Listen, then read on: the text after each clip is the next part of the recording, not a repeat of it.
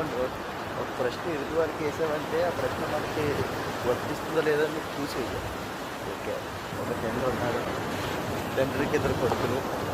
So ఆ తండ్రికి ఒక ఎకరం పొలం ఉంది.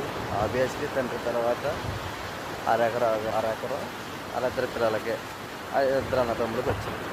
సో ఇప్పుడు ఇది ప్రజెంట్ వాళ్ళ ఇద్దరు అన్నదమ్ములకి పెళ్ళి అయిపోయింది. పెద్దోడు వాళ్ళ మేనత్త కూతురు చేసుకున్నాడు. సో పెద్ద డెసిషన్ వాళ్ళందరూ ఒకటండి. సో ఇప్పుడు చిన్నోడు వేరే బయట అమ్మాయిని చేసుకున్నాడు. సో ఈ లెక్క ప్రకారం సగం సగం ఇద్దరికి వచ్చింది.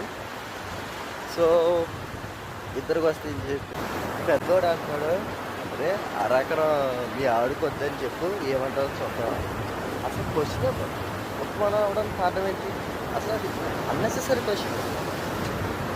ఆబ్వియస్లీ ఇద్దరికి వచ్చింది, అయినా పెద్దోడి అలా డిఫరెన్స్ ఎందుకు చేయడం?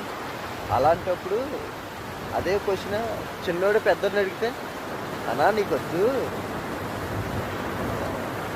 అనకపోతే మా ఆవిడకి ఓకేనా అని అంటే, ఇప్పుడు అదే అరే ఏముంది మీ అన్నీకి వద్దు అనకపోతే మనకే వద్దులేండి అని అన్న. ఇప్పుడు వాడికో ధర్మం నీకో ధర్మం కాదు కదా, అందరికీ ఒకటే ధర్మం. ఇప్పుడు తండ్రి దగ్గర 10 రూపాయలు ఉన్నాయి. సో ఆ తండ్రికి ఇద్దరు కొడుకులు. సో ఆబ్వియస్లీ ఆ దగ్గర ఉన్న 10 రూపాయలు తండ్రి ఒకవేళ ఇస్తే అది సరికో సమానం అవ్వాలి, 5 ఇవ్వాలి. అదే తండ్రి పెద్దోడికి ఇచ్చేస్తే 10 రూపాయలు అది చిన్నదేమైపోతాడు. అలాంటప్పుడు కండం మానేవాడు.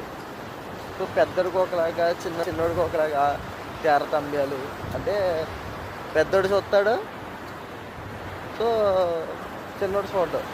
ఎందుకంటే పెద్దోడు మేనక్ కూతురు సో ఇది కాబట్టి చూస్తాడు, అంటే చిన్నోడు బయట అమ్మాయి చూడదండి, అంతేనా? అలాంటప్పుడు కండం మానేయాలి. మోహన్ బాబు ఎక్కడైనా గొడవలు మానేసి మనోజ్ను విష్ణుని కలపాలి.